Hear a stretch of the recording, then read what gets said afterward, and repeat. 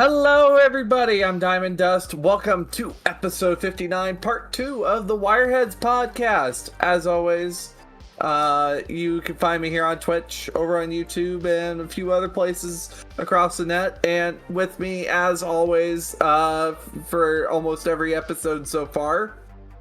Every episode. I think there was one where we had there was a weird week that we still went ahead. I think you had So I had someone else on. Scar on, but hello everyone. My name's Emmerron. I'm the other guy who works here. This isn't a particularly well lit place at the moment. Always lit by purple light behind me, but I am also a professional GM. This is the space out of which I do that. Occasionally I'll make content online. Right now working on an adventure that I hope to release by the end of next month. I tried to get it in for spooky season. That, alas, was not to happen because it's been a very busy month, and this upcoming month is going to be a very busy month. So we will try to make it by the end of November. But yeah, I'm here. I'm awake. I'm alive. And I'm ready to discuss some shit for Diamond's half the episode here. All right, so Emmerron, I know I talked with you about this a little bit last week when we were kind of shaping up for episode 59 last week, but you know, we got all this going on. I got a head cold. I don't blame you. The weirdest 24-hour, it's like the first tinge of a fucking head cold I got. I'm like, what is this? Why am I feeling by the time we got to showtime, I'm like, Diamond, I don't feel so good. And then I went to sleep that night, woke up the next day, and I was fine. I'm like, what is this? So it was literally my body decided no Wireheads last week. Sorry, guys. So one of the things that I've had come up from time to time with some of my players or fellow GMs, some of my players who run Cyberpunk games is, Diamond, I'm killing my players too often, and it's just like, and when I say killing my players, when I say that, I mean killing their player characters, but you know what I mean. If you think that I endorse you killing your actual players, please go elsewhere. But anyway, stop being a semantic jerk. We use language to describe actions taken against the fictional, not the physical. But after a few different conversations with many different GMs and players that are just like, well, yeah, they don't want to play Cyberpunk because they keep dying too early or so quickly. And I'm just like, well, are you playing Cyberpunk 2020? I'm like, no, we're playing Cyberpunk Red, and it's just like, how are you dying that quickly in Cyberpunk Red? Cyberpunk Red is still a lethal game, but and collectively, from what I have found, sometimes when you play the game to the prescribed difficulty, sometimes either players will just absolutely mow over everything, or it's a pretty balanced fight, but sometimes you will have groups of players that don't meet the normal prescription that Artel has for opposition in different fights and whatnot. Clarifying what you mean by that, you mean even if they follow the hardening rules, that this doesn't pan out? I'm talking about a completely non-hardened party. It is like with some of these people, it's their first forays into Cyberpunk. Heard. So, and I'm talking compared to you and I, where we are well into all the different bits and gears of Cyberpunk Red. You have others that they drop in for a game or they drop in for a short campaign. Yeah. And that's about it. And they don't get into the DLC. They're very much a core rulebook player, and that's it. But nothing wrong with the core rulebook players. No. But sometimes with certain groups, because of now what's available, there is a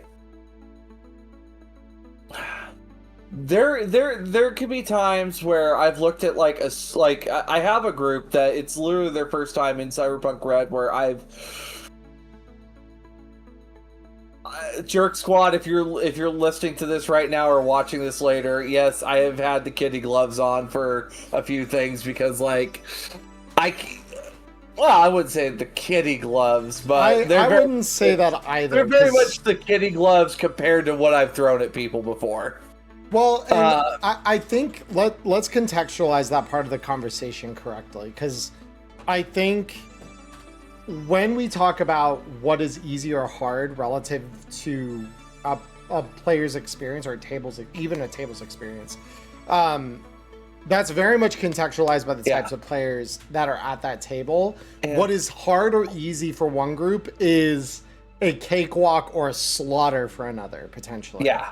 So it's very contextual. So there's no real like kitty gloves or like I am beating the crap out of you with what I'm throwing against you. It's just is the difficulty even appropriate, right? Like I could do way more, but do I need to?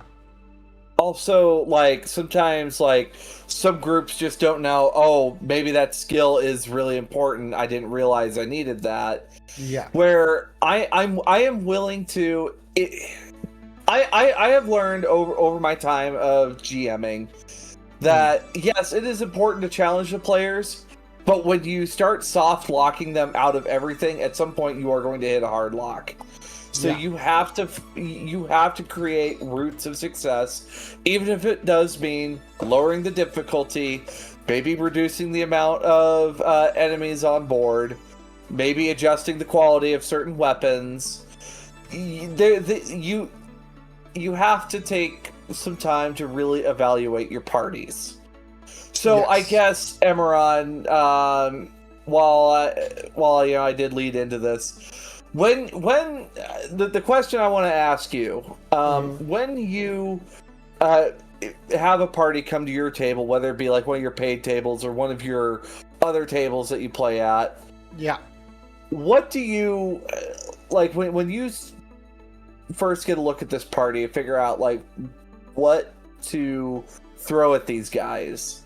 What are some metrics that you look for when it comes to it? So the road standard one I first look at is anyone in this party hardened? And then by extension, is the whole party hardened, right? Because hardening really means that from the jump, these guys are going to steamroll anything presented just in the back of the core rulebook. This requires that you think about the party differently and that you scale things a little differently. And that's not to say that you don't use unhardened enemies. They have their place, especially really early in a campaign, I would say. Think of any good RPG that you've ever played, tabletop or otherwise, right? I think, though, that for what I'm describing here, it's pretty indicated in games like I just beat Claire Obscure the other day for the first time, Expedition 33. And I will not stop ranting and raving about that game. Thank you very much. Because I think that is the best turn-based RPG I have ever played in my entire life. And I have played a ton of them. I'm an OG Final Fantasy fan. I love that series. And one thing that I think Claire Obscure did really, really, really well throughout the whole of its gameplay is it tutorializes things at an appropriate pace. So it never feels like, A, things came out of left field to smack you in the face when they shouldn't have. Or B, like you are being dumbed down when you have less to contend with early in the game. And I think that basic mooks that are not hardened, even if the whole party is hardened, serve a purpose in showing that there are things that you will steamroll, because there will be things. Naturally, the world, to be a believable world, you have to have a gradient of threat, and you need to show a player group what all levels of that threat gradient look like.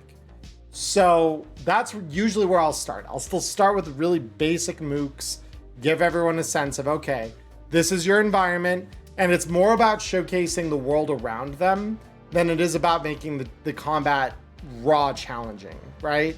Because you don't need to come off the jump with combat being a slog. You can start with something very easy, like its number of edge earners -1, booster ganger mooks out of the back of the core rulebook, and we just roll up a fight with them. You know, maybe it's a bar brawl, maybe it's something in a back alley where they're trying to mug the players. And it's something you know in the back of your mind as the GM, if you're running this with any level of experience. Like if I do this to a group of players, I know they're going to steamroll that group of booster gangers most likely. Now, this is not to say that this will mean that they are going to come out of that fight unscathed. And I think that that's more the purpose of that fight. It's not, I'm going to kill my players or even threaten death of a player. But if one of these mooks with a very heavy pistol shoots at a player and scores a critical, the players are going to learn one thing from that real quickly, which is that any gun is dangerous. The more D6s that fly when that gun goes off and hits you, that makes it dangerous. Even in the hands of something you could squish with 1 to 2 attacks, you will be threatened by this. And that is an important thing, especially if you're new to the game, to understand. But it's not going to kill you outright. And so from there, my gradient starts examining, okay, when do I start pushing that gas down a little harder? And that's usually at the end of the first adventure or the first like gig. That's where there will be some kind of like boss encounter sort of thing. And it won't be a full-blown boss encounter most of the time. Usually this is just, you have a more competent group of mooks. This is where you take the full calculation for hardening and stuff into account, and you throw them what would be considered a roughly fair fight per the rules, including hardening that you get out of the core rulebook and the hardened enemies DLCs that we have. And that's kind of where I start things. So at the risk of rambling further, this is where I'll turn that back over to you, Diamond, and ask you, did that answer your question, or do you want me to go into further detail? Okay, beautiful. And I suppose for me, like when I look at how I adjust for parties as well, I take into consideration how many of these players are new. Because if a group of players are new, like I it's not that like suddenly I'm not going to throw anything dangerous at them, but I figure out where do I start the learning curve. Maybe I do booster gangers, or very very easy mooks for like just introducing these players into the combat system. Yes. So that way they can learn how that works. However, if I get a group that like I know these guys pretty well, and they understand the tactics of Cyberpunk, they know how to use cover, they know what tools to bring to the job, so that way they aren't locked out. There might be a DV-17 lock that's holding that door shut, or maybe a couple extra hidden traps that they need to have actively called to roll perception for. Perhaps go ahead. Let me pose you a question then, just because of the way you're describing that. Do you meter your difficulty based on the area of the world the players are in, or do you meter it based on their capability? When it comes to area of the world, combat zones, their difficulty is going to come from the gangs that run rampant through there. If you go to the hot zone and you're wondering, well, damn, I just got stomped by a cyber psycho that's hiding out here. Well, I mean, you are in the hot zone. Yeah. Same with the combat zones. The dangers in different places are going to come from different aspects. And it could be a situation where you decide to, you've been told, hey, there's some places you don't go in the old combat zone for good reason. If you go down there anyway, and then lo and behold, there's 15 gangers hanging out down there. And one of them's got an AK waiting to see who comes down the alleyway. That's where that comes from. That's where my favorite boss level NPC, Hole Puncher the Almighty, comes in. No one wants to fuck with the guy. He's a cyber psycho, and he will show up if you challenge that. But that's to go back to something I think I've talked about it on my channel before, and it maybe was a topic earlier in the podcast's life, but where I talk about like mook math in terms of like, here's how you balance a combat encounter. Yep. That was on your channel. I was like, I think it was my latest How to GM, but yeah, that's where I start looking at that. Also, like if you're breaking into a corporate facility after hours, expect traps. You're gonna have a bad expect time. Traps. Expect security personnel who know what to do when help is going to be at least an hour away, or it's going to be 30 minutes until the cops show up. I just. But like when groups are a little bit newer, I don't throw the mook fucker upper 9,000 at them or something like that. I don't immediately go swinging for the fences. So how do you gauge when to pull that particular tool into their awareness then? When they know to actively start packing equipment that they know they need for when these guys start planning for jobs where they actively are looking for the gear that they need for the job, when they are taking time to case the joint before they decide to go hit the place. So once they're carrying very expensive weapons around as well. Okay. Because I was going to ask, what do you do if they're taking a longer time than is realistic's the wrong word, but like if a threat would present itself to them because of something they've done or decided to do as a natural consequence of an action, and you get to a place where that is not. Like, the world would react more violently, essentially, than maybe they're ready for. Do you ever pre-launch a version of that mook fucker upper 5,000 at them as a way of showing them, and this also is out there, and like kind of showing the threat? I've done that a couple times where one of my groups, they started, fucking about with the iron sights. So the iron sights sent, a couple of hardened lieutenants and some mooks out to go, fuck their shit up and just, leave us the fuck alone. Next time, it won't be pretty. Yeah. It wasn't pretty the next time. It was not pretty the next time. Yeah, no. Because they thought, we got this, and it's like, no, they did not have it. They did not. No, well, and so because when I run, so this is my escalation, right? So we get to the point that the party has run their first gig. They understand, okay, there's the world around them. These are the things that inhabit it. Maybe here's the way that this area may respond to consequences for the way that you choose to handle something, right? Usually it's by the end of like the second or third gig, my players have been exposed enough to the world around them that even if they haven't totally caught the memo about like, okay, you need to be prepared, you need to be thinking tactically, the next gig they get is probably going to be one that's going to be a test, right? There's going to be like, all right, so you've learned the things that you need to know to play the game at a basic level. You've done some really basic scav beat 'em ups.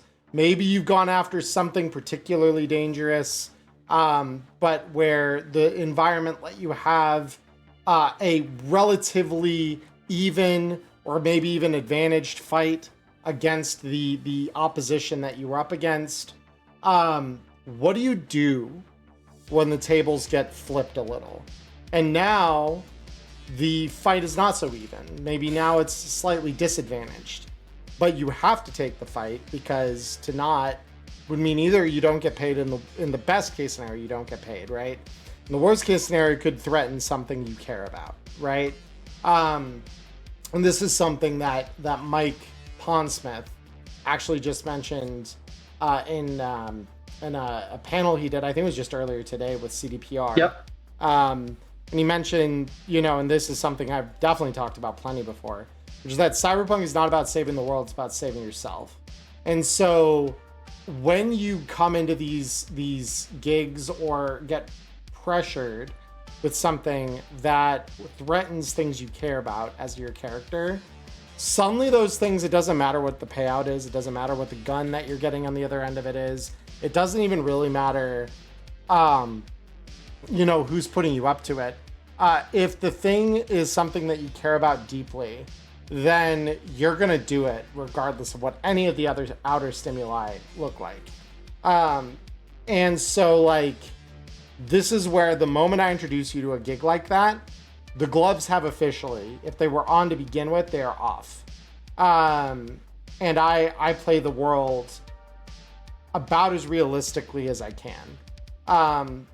Keeping in mind, obviously, that this is a game. The game is meant to be enjoyed. It is not meant to be a self-flagellation exercise. It is supposed to be fun, but it will be full-fledged challenging for what I think you are up to as the party. But even within that, I will say, I am not going to intentionally put challenges in front of you that are full-blown gates to progress.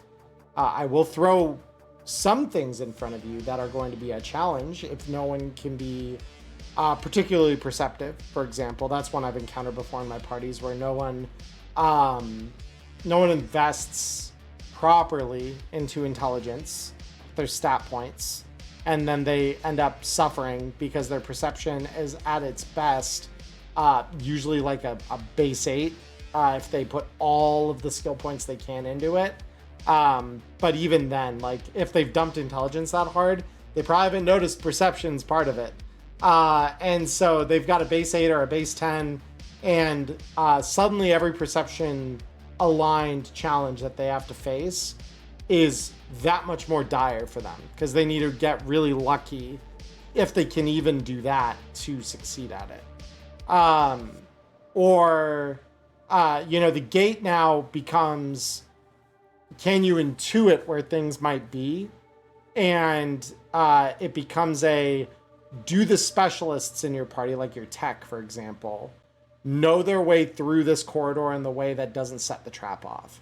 Or do your combat specialists identify the threat properly and deal with it quickly enough so that it doesn't become an existential threat for the rest of the party? Those are the challenges that start coming up at that 4th session, just about almost every time. For me, is it's like, all right, we've started playing, we know what we're doing. I've taught you everything that I have to teach you, with the education mode, the tutorial mode, sort of flipped to on. The tutorial mode is off now. This is like, Night City was real before, it is extremely real now. Usually about session 4 or 5, where the party is starting to really get a good hard grasp of what they're doing. That tends to be where I tend to stop the gas. But I have talked to some GMs where it's just like, what do I do? Because I want to throw these bigger things at my party, but they just keep getting wiped. Note from one of the GMs, they've gone through 3 iterations of player characters, and I'm like, what exactly are you throwing at them? And yeah, it turns out one of the other important things, GMs, we have a good guideline, especially for like the Cyber Psycho. We have a really good guideline for it. Now, I like to custom tune the Cyber Psycho so that way it's not immediately going to slaughter the party, but it's going to put up enough of a they're going to put up enough of a fight that it's going to make it a very big problem for the party if they don't get it under control really, really quick. Yeah. And it could also be a situation where, you know, the location does not call for having 5 security operatives or 5 security officers on site. Maybe operatives, but not officers. Like, really gauge, like, where the party is going as well. Because if, you know, the party is going to, let's say, a, you know, public storage facility of some sort, you're not going to have, you know, a whole squad of armed officers on standby, sitting, like, on site in case something goes wrong. But you'll probably be dealing with, you know, a little squad of operatives, you know, basic Kevlar vests, probably carrying either shotguns or rifles to deal with whoever's breaking in. But that's about it. So always make sure that, like, because if the players will be expecting that, like, if it's a low security site, they're not going to have to pack the heavy hitting stuff. You know, you might have people that do. So yeah.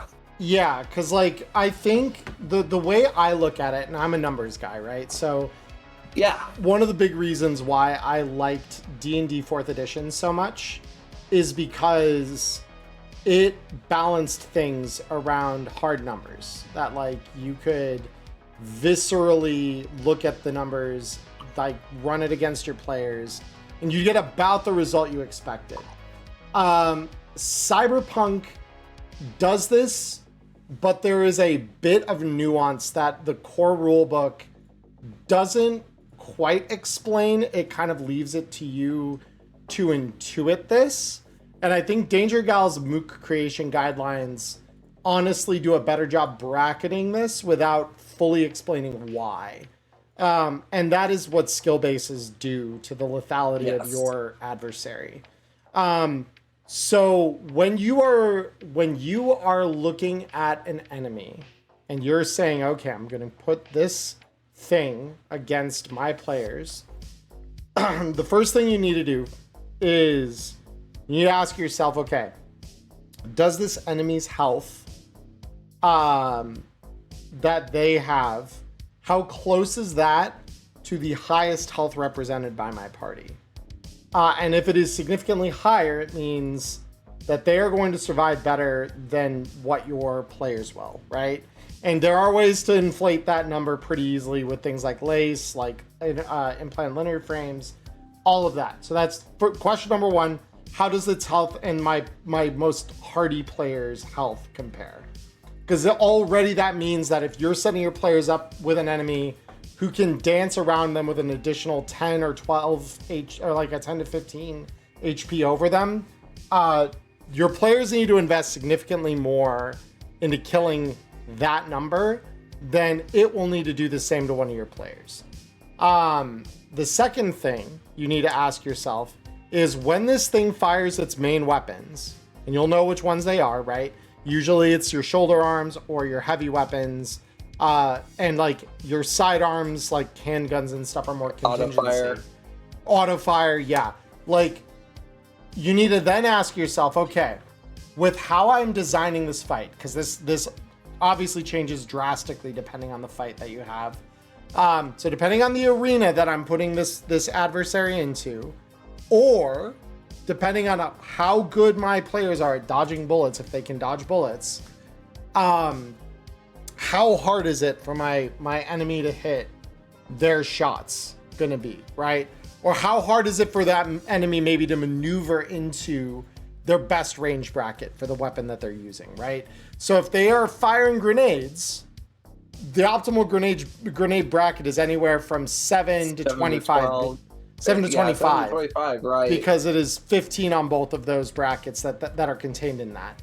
So it's the moment that they can make a 15 work, your base 14 heavy weapon or athletics boss that can throw that grenade, they're hitting on a 2-up. Anytime they roll a 2 or better on their D10, they're connecting that attack. And that's how you have to think about that. Same thing applies if now we have to ask, okay, I've got a shoulder arm, right? I've got an assault rifle. I want to make an aim shot on my opponent, right? I want to make an aim shot at one of the players. How hard is it for me to hit that aim shot? Well, if I take their skill base -8, and then compare that to a D10, and then compare that to the range that I'm likely to get, or against my player's evasion, that'll tell you how likely you are to be able to land that shot. And so again, we're playing everything by averages. Damage is another way you can look at this. Are my players mainly wearing light armor jack? All right, so now anything that hits for an average greater than 11 could do damage to them. Anything with an average significantly higher than 11, like a shotgun or an assault rifle, could do catastrophic damage to the person I'm shooting at. Yep. This is why you'll notice most mooks in the core rulebook are set up with very heavy pistols, because those guns land on average on a 14. 46 averaged is 14. This is a good number to know, right? So if you're hitting on average for 14 damage, that very heavy pistol is going to bypass light armor jack on average most of the time. Anything lighter than that, like a heavy pistol, may not penetrate that armor nearly as easily, because the average on something like that is only I believe a 10 or an 11, depending on how you round your 1d6 average. So usually, like when I average out for damage rolls, when I look at stuff like that, I always round down. Just so that way, I look at worst possible scenario on the average. Right. So on the average, then your heavy pistols are commonly not going to penetrate fresh light armor jack. Yep. And so if you give your enemy these kinds of weapons over something like a very heavy pistol, they will do less damage on the whole to your opponents. This also gives you some downscaling potential, though, if your players do a lot of damage into your boss. Say you're on the opposite side of this equation. You're like, well, my bosses are getting wiped too quickly, not my players. Well, now what you actually need are, one, you need to facilitate a better top end weapon for that enemy, probably, and the skills to use it effectively. You need to set up environments in which those things can be useful. And you probably need to give them some kind of contingency for what happens if maybe they suffer a critical injury and suddenly they lose use of one of their arms. And that's easier than you would think to have happen. There's a lot of critical injuries that suddenly take away the use of a hand, or an arm, or just shoot one of those off altogether.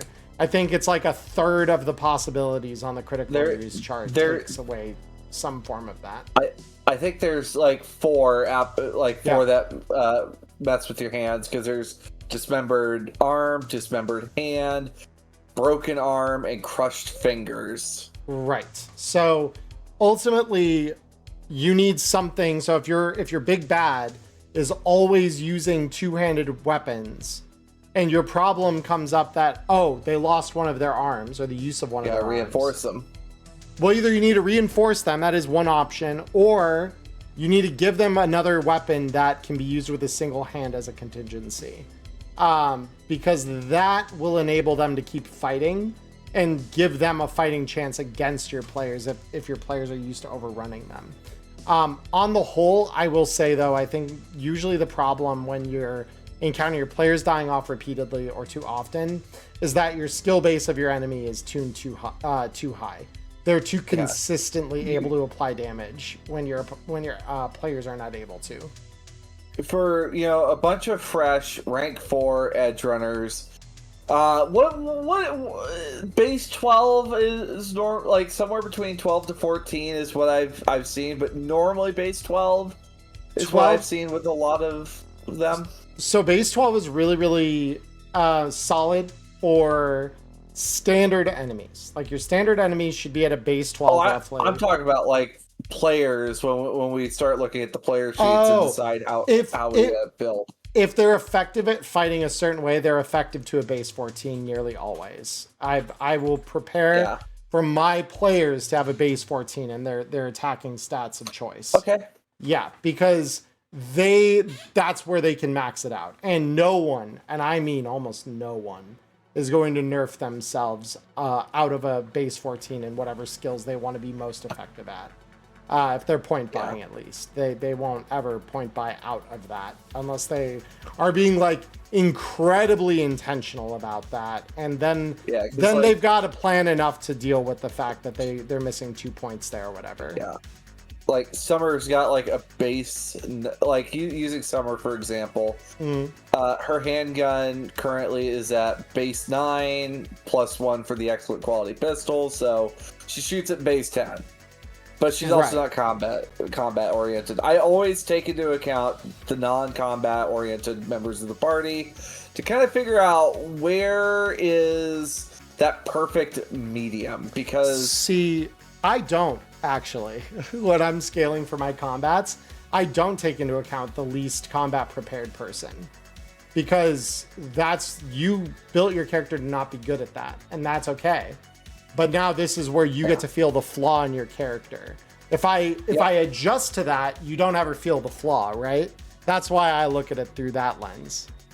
I guess to clarify specifically, I don't reduce my enemies' skills in response to a party that has lower, that might have a lot of like lower combat ability. But I may adjust their armor or health. So that way, like, maybe instead of leathers, they are wearing Kevlar, and that or so that way, like when the solo makes hits, or the nomad or the lawman start, landing hits, the enemies can still stand up to it, but they're not immediately getting wiped by any non-combat players easily either. Like, I will give some booster gangers Kevlar. I will do that. Or, scavenged armor. Yeah. To make those adjustments. But never, like, lower the health. Right. Like, the thing is, usually when I'm looking at that layer of the game, because this is the other side of adjusting difficulty that I think we haven't discussed is your game is only difficult for your table if everyone at the table is bad at one thing. And if you then use that one thing as the crux of a mission or the storytelling angle by which you are telling a story, that's going to suck way worse for them than if it were just, oh, we have one person who's really, really good at solving for this particular angle, and everyone else is dog shit, right? Because if you have one person good at solving the angle, they'll solve it, and the party moves forward because of the specialty, and that makes that player feel really good, honestly, because it lets them express what makes their character special. So I look at combat that same way, where it's like, you as a social, like if you're playing, again, taking Summer as the example here, if you're taking a very socially tilted character into combat, they are supposed to not feel effective. Like, that is how they should feel in the hands of the player when that comes up. The warrior type players will feel much better, and they will have a sub-objective the whole time then of those guys can't take shots. I keep them back behind me, and I will defend them. Or I will do all the damage so that they don't have to, right? Like, maybe they act as a brief decoy or something while I get a couple shots off from an angle that the enemies can't currently attack. that's something that comes down to like designing for skill expression, and I think that is almost as important as actual combat balance. Is that you are balancing for your party's skill expression, because there are so many tables, especially for new GMs, because I've been guilty of this too, where your player takes an off label skill, right? We're talking something like paint, draw, sculpt, or composition, or play instrument vocals, right? Something like that, which is, when do you call for that in a standard game if we're running the gig by the book? Not often. But if you are adjusting your game to the party, there will come a time where that thing, that niche thing, gets used, and you will call for it. And that's got to be as much a part of balancing your design as anything else that we've talked about in terms of actual combat. Because, like, if, let's for example say, if your combat is set up in a way that you're in this really tight space, and your party has most of its weapons good at longer ranges, suddenly you could design that space. Like maybe there's an amplifier plugged in at the back of this little club, right? Suddenly that sing check that you could do, that play instrument vocals check, that party member who has those points in, they become a tool and they can solve a combat puzzle with that. You've just got a point. You notice there's a mic and a massive stack amp at the back of this thing from the band that just went off the moment things kicked off here.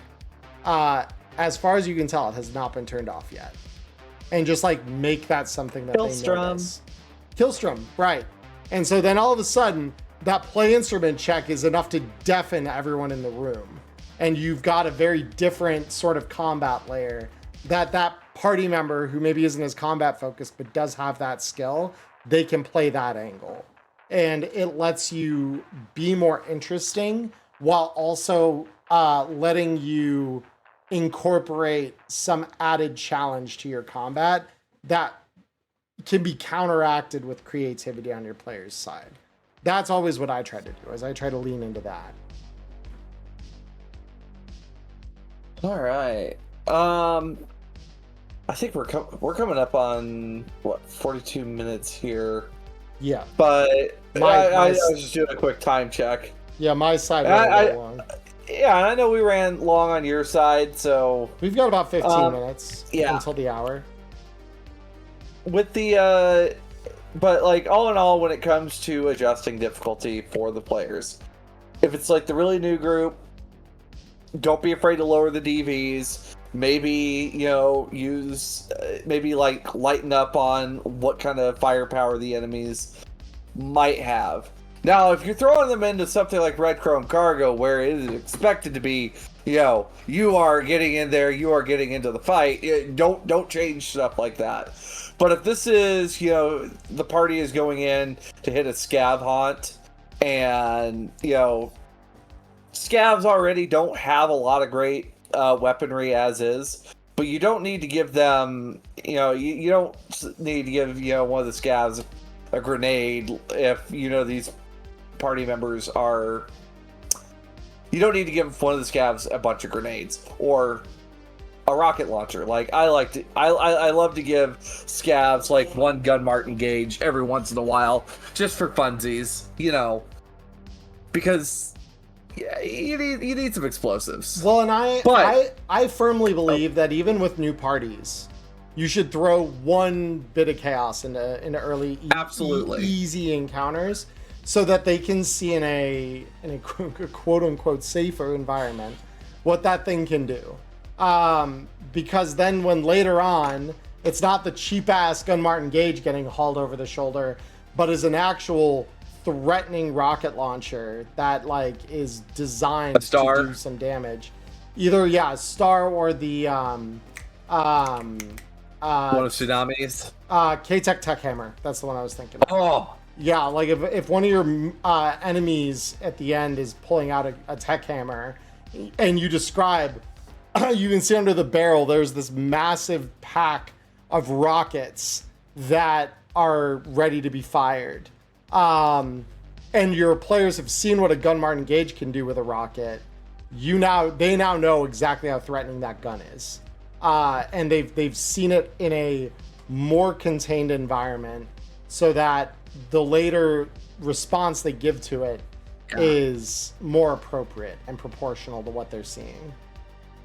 And also, of course, if players had the idea, would have been able to know to prepare for a job, but they didn't pick up stuff that they needed, you do have the penalties as well to apply there. But also make sure that you don't soft lock your players out of don't hard lock your players out of completion. That at the end of the game, I've always ran Cyberpunk with the intention of having fun. There are stakes to this game, but I believe in making sure that you're telling a good story at the end of the day.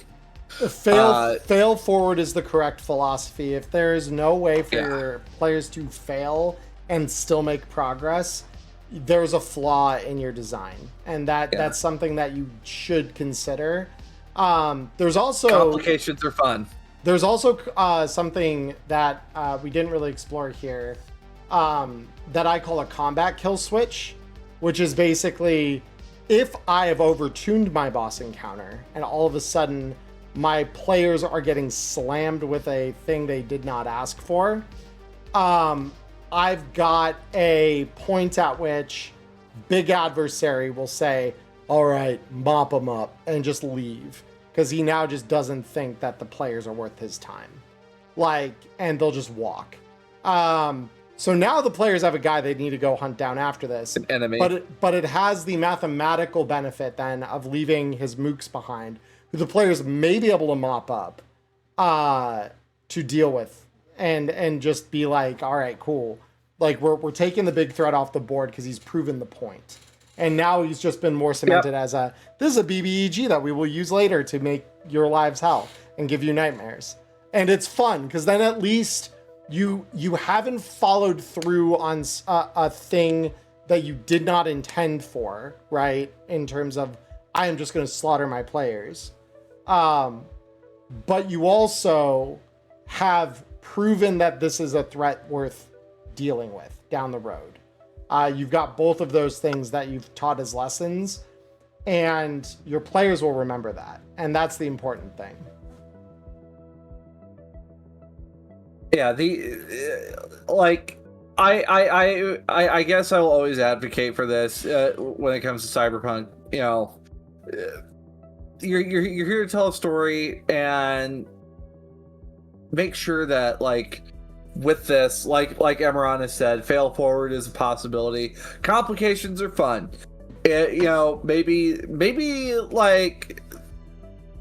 sometimes I have made pick lock checks specifically for no matter what the door does open, it's how quietly do you open it, and does it set anything else off on the other side? Yeah. The difficulty with something doesn't need to be super obvious. That's actually a great way to put it. And this is also where, if you ever see in a pre-written adventure, because there's one in the Street Stories that I know Diamond and I have talked about to no end, there's a section in one adventure, and again, in the effort of not spoiling anything for people who've not played through the book, there's a section where if you're the GM, you're reading this ahead of time, it calls for 2 or more players in the party to make a success against a DV-17 check.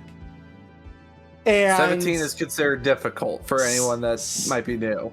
17 is a lot, especially if the party hasn't had many adventures yet, because the highest base you can have at character creation for any skill, without aid from something like cyberware, is a 14. So This means that they expect you to beat that, because you have to beat DVs. Again, for any of you new or coming from games where meat is the option. At DV17, you need to roll at least an 18 to succeed. So this means they want you, a relatively new player, to roll at least a 4 on your D10. And then when you add your modifier to make that check, and at least 2 party members need to succeed on that. So what this has led to is when this check is inevitably called for in this section, it leads to that section slowing play down to an unwieldy degree 90% of the time. And that is where I will literally just say, okay, if I have someone, any one person in my party, who is capable of beating that DV, I will give it to them. Because you don't need 2 sets of eyes to notice things. You need 1. And add to that the fact that if the player suggests something else for that section that they'd like to do to try and investigate their surroundings, to locate their objective, I will take that into consideration as well. Consider when you see a pre-written DV in any adventure, whether that's homebrew or an RTL official one, that is the challenge that they are suggesting for that issue, based upon what they feel is the context and stuff. And you can always modify that, because the difficulty could be something other than what seems obvious. And like, even on top of that, in Tales of the Red Hope Reborn, in one of the adventures, it calls for a very specific difficult skill. Now, difficult skills, they cost a lot more points that some players might be hesitant to spend out the gate, or cost more IP. So it has been suggested, there may be other alternative routes to, handling the situation. Yeah. Well, and at least in Hope Reborn, they illustrate that. They highlight that. In the section of street stories I was talking about, they don't. And that's where I think that's one of the greatest shortcomings in that adventure, is that section, because of that. Other than that, absolute banger adventure.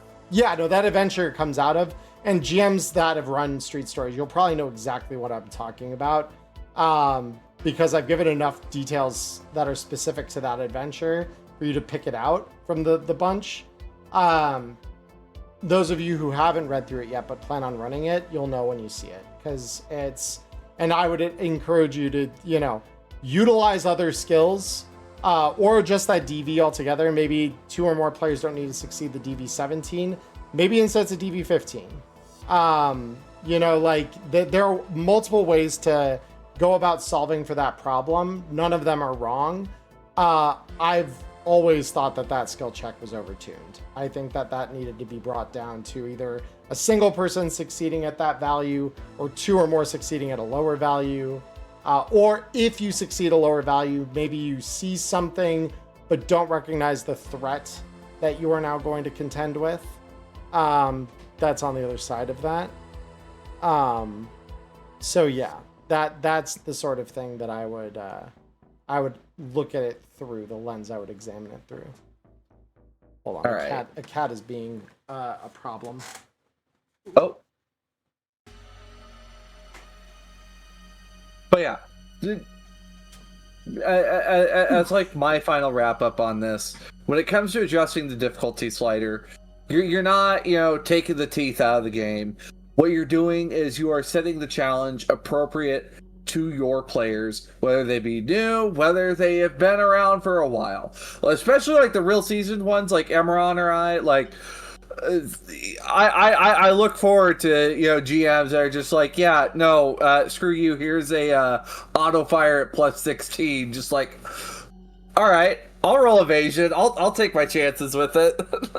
Yeah. I love it. Like, you will find there's different dynamics where I have a table where all of us have played Cyberpunk Red since it started. They're like, all right, GM, you don't have to give us the introduction mission, just throw something at us. Like, okay, all right.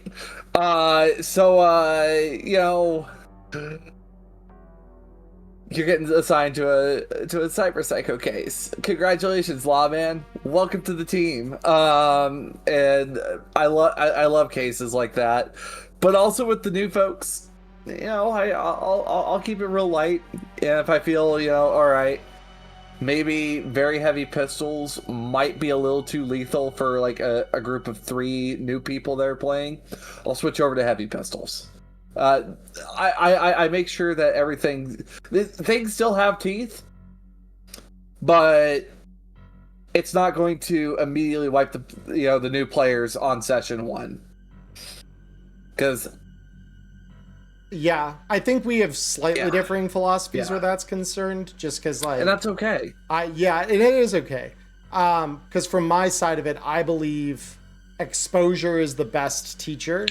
And exposure with a small HP pool, but the weapon is kind of like spooky, teaches people to respect certain types of things in the world when it's attached to a much larger problem later on. Yeah.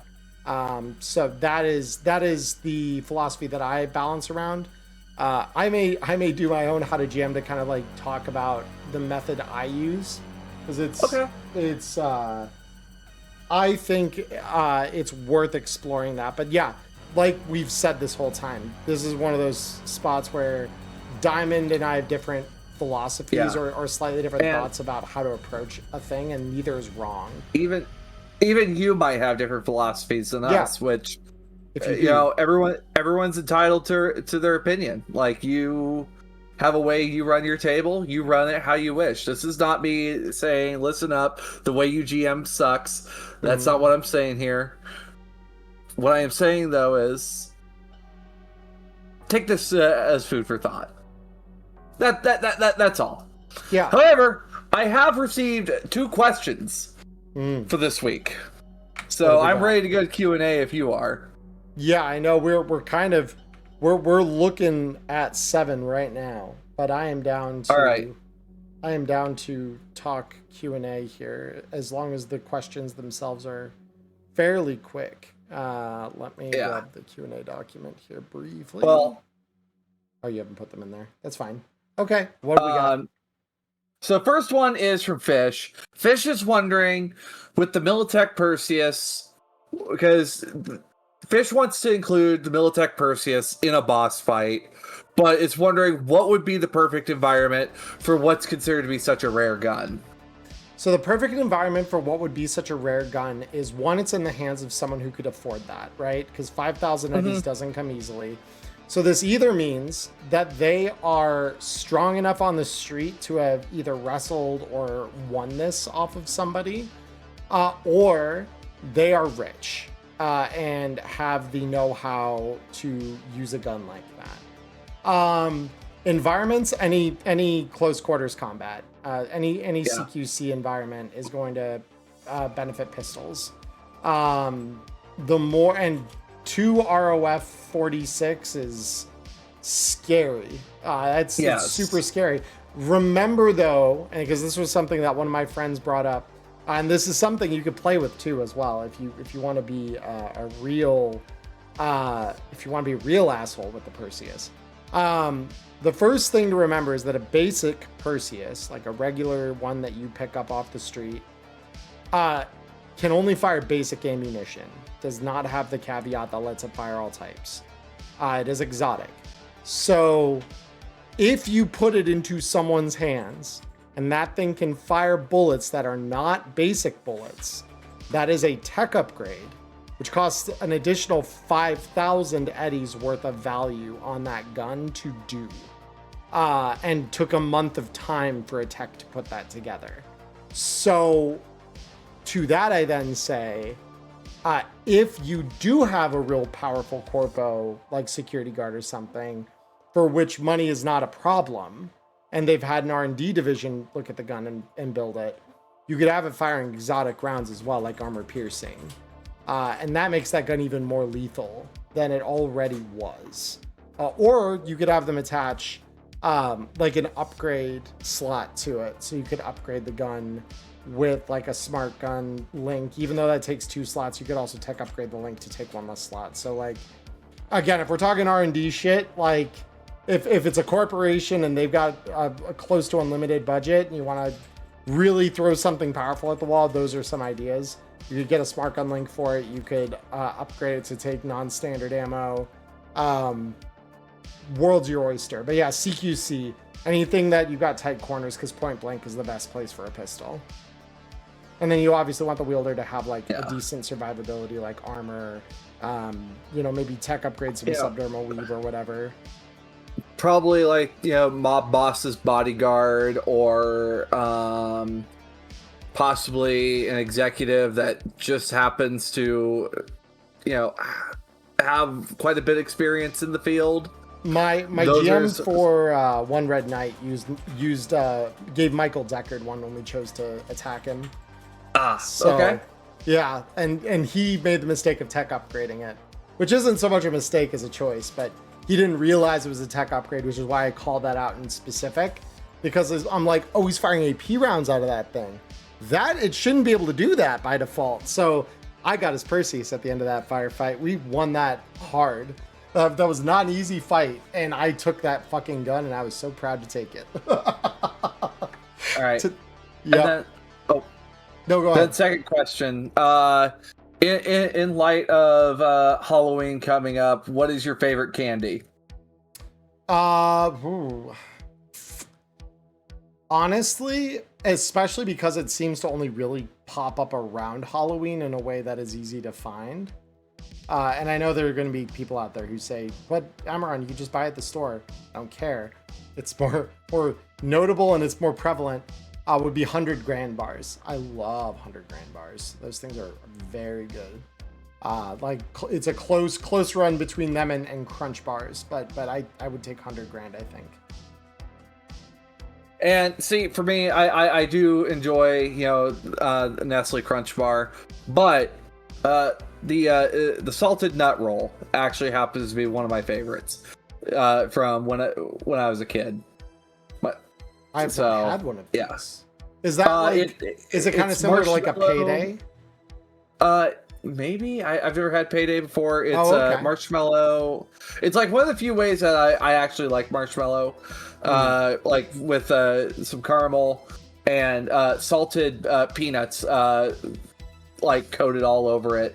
And it just comes as is. Yeah, okay. That's not too dissimilar from a Payday bar. I think they just use nougat instead of a marshmallow, but yeah, and same kind of texture and everything. So yeah. All right, well that's my two questions. Folks, have a wonderful Halloween to you, Twitch, and to everyone else. Welcome to November. I'm so sorry that All I Want for Christmas Is You is playing on the radio now. Oh god. Yeah. Can't even wait till Black Friday. That's the thing my wife showed me last night. She sent me a short of, it's literally Mariah Carey playing into the meme, and it's just her in all kinds of different environments, like beginning to dress up for the holidays, saying, "Not yet." And I'm like, I think I hate this worse. I think I hate this more because she's playing into the dread of it, and I fucking hate that. Stop. Yeah, having worked security, I've heard that song so much during the holiday season. I'm just like, I worked for 2.5 years in a grocery store, and to this day, the songs that played on loop in there are like, I have a distaste for them, and several of them are ones that have gotten new life online for other reasons, and I'm like, I will never not be able to consider the context I first heard this in was the grocery store, where I'd stand for anywhere from 4 to 8 hours in a shift and like have to listen to this on fucking repeat. Yeah, no, I'm with you. All right, but with that, as always, I'm Diamond Dust. And I'm Emmerron. This has been Wireheads, and we will see you soon. Bye-bye now. Goodbye, everybody. Bye-bye. Goodbye. Bye-bye.